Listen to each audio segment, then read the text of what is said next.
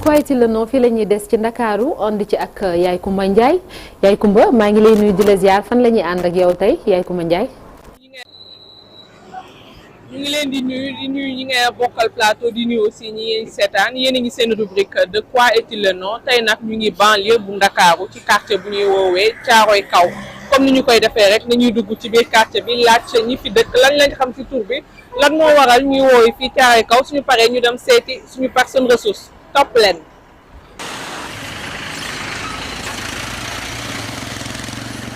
Ça va bien. yaa ngi ci jàmm. waaw noo tudd. Khady Ndiaye. Khady Ndiaye. waaw dëkk Caaroy Kaw. waaw Khady dañ la doon laaj rek lan moo waral ñuy woowee fii Caaroy Kaw. ah fii moom dëkk bi moom tëri bi moom ku war a defaraat ma wax dëgg. non tur bi fi mu jógee Caaroy Kaw. non xamoo fi dara moom waa ne pour liggéey kese. ah xamoo tur bi fi mu jógee lu waral ñuy wax fii Caaroy Kaw yow du fii nga dëkk. man fii ñu pour liggéey fii kese. ah d'accord Khady merci. ok. asalaamaaleykum. maa dérangé wuñ la. non garaawul. naka liggéey bi. waaw sant yàlla rek. yaa ngi ci kawam. maa ngi si kaw waaw. ça va bien yaa ngi Caaroy Kaw. maa ngi caare ko waaw. waaw macha allah. fii nga dëkk. fii laa dëkk waaw. waaw yow tur bi nag lañ bëggoon xam lan moo waral ñu woowee fii Caaroy Kaw. donc caare ko histoire moom lu yàgg la quoi. parce que bi suñu maam yi xam ma rek. waaw mooy loolu. tur bu njëkk la quoi muy tudd Sancaani quoi. waaw. d'accord mais après lañ tuddee caare ko. Caaroy Kaw. waaw. d'accord merci beaucoup ñu ngi lay jaajëfal. waaw merci beaucoup allez ciao.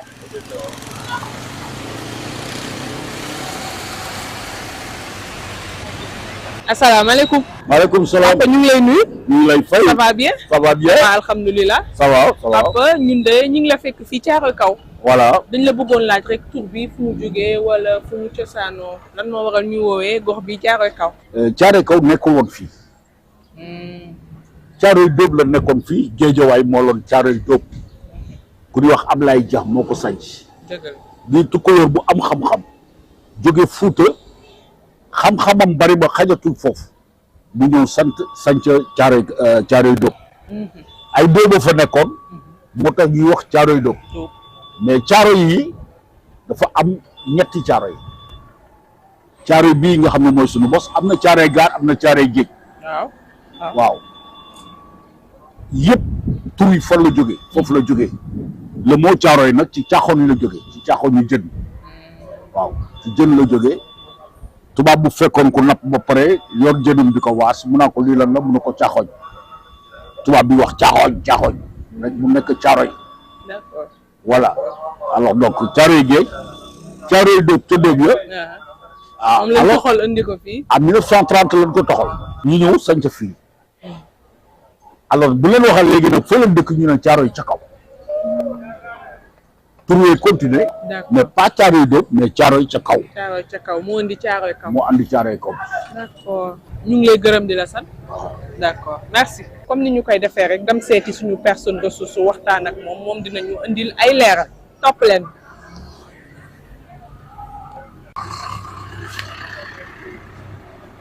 comme ni ma leen ko waxee woon sànq ñu ngi ak suñu personne ressource nara waxtaanee ak moom ci lan moo waral ñuy woowee gox bi diwaan bi Caaroy Kaw papa ñu ngi lay nuyu ñu bàyyi la nga présenté wu.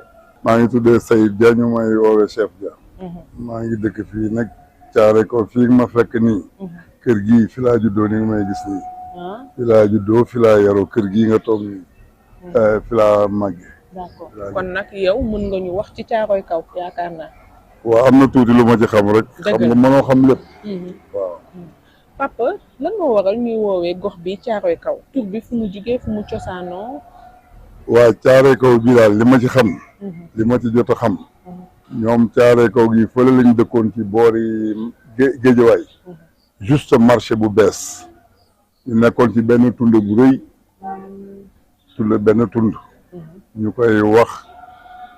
Caaroy Kaw loolu moo indi Caaroy Kaw bi parce que dafa amoon yeneen Caaroy foofu nag comme dañ dëkkoon ci tunde bi ñuy wax Caaroy Kaw ndax li mu kawe mag ña nag bañ fa nekkoon ñu jëmbatoon fa ay dóob ñu koy wax Caaroy Dóob aussi biñ jógee foofu nag lañ ñëw fii sanc fii loolu laa xam ci Caaroy Kaw bi d'accord tur bi daal lañ indaale fii waaw tur bi lañ indaale foofu parce que foofu tunde bu rëy la mu ngi fii ci boori marché bu bees en face marché bu bees tund bu rëy boobu ngay gis ñoom fa lañ dëkkoon bi peste bi ñëwee nag lañ jóge foofu ñëw fii peste bi moo leen moo tax ñu sanc fii. loolu moo tax ci sa loolu yaa ngi fàttaliku tuuti ban at la ñu sanc gox bi. non fàttaliwuma ko parce que man maa ngi judd 1955 te ki fi jëkk a juddoo ki ne moo jëkk a juddoo fii moom mu ngi juddoo ci 30 et quelques yi.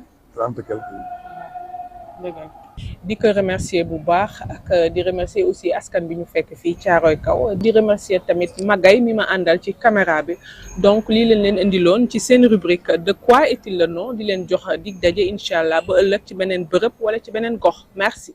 merci beaucoup Yaye Coumba Ndiaye Magay Diop ak Khadim Ndiaye alors tey nag dañuy bàyyi ki nga xam ne moom moo dëkk foofu mu wax Souleymane maa ngi lay nuyu di la ziar mbaa yaa ngi ci jàmm.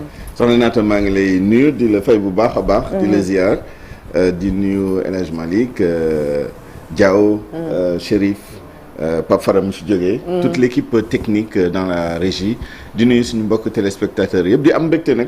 di wax juste après voilà un sujet sur le grand Thiaroye parce que ni mu ko waxee Thiaroye Gare Thiaroye Kaw Thiaroye sur Mer tey jii ñu ngi si yokk ay Thiaroye Azur et cetera.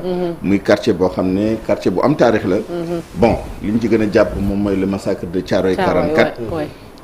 waaye Thiaroye c'est d'autres facettes. C'est vraiment une vie culturelle, une activité économique immense avec le marché de Thiaroye.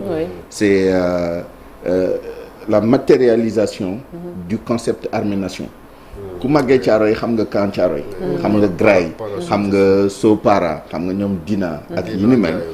Et c'est un quartier très charmant parce que les relations humaines xam nga mooy quartier traditionnel yi mag ñi dañ fay nekk ba wàcc liggéey seen njaboot yi continuer tey nag le Dakar mel nu mu mel nii nga gis beaucoup de dynamique démographique ay location quartier yi bees ay nit ñu bees ñëw mais c'était des quartiers yoo xam ne c'était presque en vase clos ñëpp ko xamante woon quartier bi lu mu sori sori boo demee xam nañ kuy sa baay kan mooy sa yaay ñan ñooy say mag say rak doo réer fenn ça veut dire que doo def tuuxi doona fenn évidemment c'est un quartier aussi qui a traîné des boulets il y avait la gare de Thiaroye qui était un lieu quand même assez interlope trafic de drogue bi jaay yamba bi ak yi ni mel c'est-à-dire non seulement la gare mais c'était la gare et le marché ce qui fait que dafa amoon benn particularité nekkoon zone aussi criminogène amoon na beaucoup d'agressions beaucoup de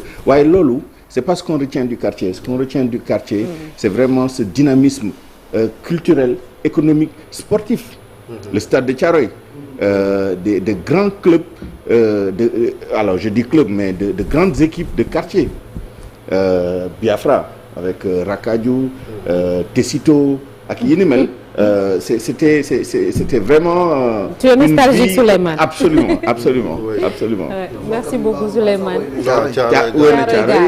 Évidemment il y a beaucoup de problématiques la pauvreté les inondations les routes qui n'étaient pas très bonnes il y a quelques mois seulement heureusement defar nañ benn tëli quand même boo xam ne tëli mais am na yeneen tëli yoo xam ne tëli Mame Diarra par exemple tëli Karoba sont des problématiques yoo xam ne il faut ñu adresser ko évidemment c'est adressé par la mairie te li Diallo Picc aussi c'est un problème bu nawet bi ñëwee ce sont des inondations yooyu yëpp daal c'est des choses yoo xam ne war nañ ci bàyyi xel évidemment il y a des initiatives de la mairie de la grande ville de Pikine projet de restructuration de Pikine y compris de Thiaroye mais problématique daal ñu ngi foofu liggéey ndaw ñi pauvreté bi aménagement espace bi lutte contre les inondations ak yi ni mel évidemment c'est pas propre à Thiaroye seulement il y a beaucoup de quartiers de la région de Dakar et en dehors de Dakar yoo xam ne même problématique la ñuy vivre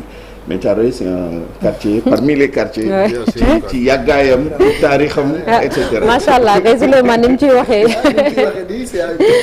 avec entrain ak nostalgie bi aussi fierté bi ouais c'est ça merci beaucoup Souleymane notable la fa quartier notable la moom papa bi moo nekkoon notable. Yow de bon ñun notable, moom yow vraiment ñu ngi Kan jéem a man. dox ci tànk yi waaye on est loin du compte parce que léegi kenn Dégg nga ko dëkkatul fenn Souleymane, yow da ngay kilifa judd nga. fenn màggee fa mais à la limite xamatoo fa dara. Ouais, parce que parce que, bon, ouais, dafa les gens changé. bougent ils n'habitent pas forcément dans le quartier. parce que boo ko demee sax da ngay ngay réer, waaw waaw. ñoom quartier ñoom Souleymane boo ko demee da ngay réer te ñun Exactement. daanan fa fooyee donc ban at nga judd. kan man Oh, say at. ba jamonoy maam ya waaw suñu kër ak kër mu doon dem. Voilà, di voilà. Donc, il y a moins de 100 mètres. Donc voilà, je connais très bien cette famille qui est une famille très respectable et on a que des amis là-bas.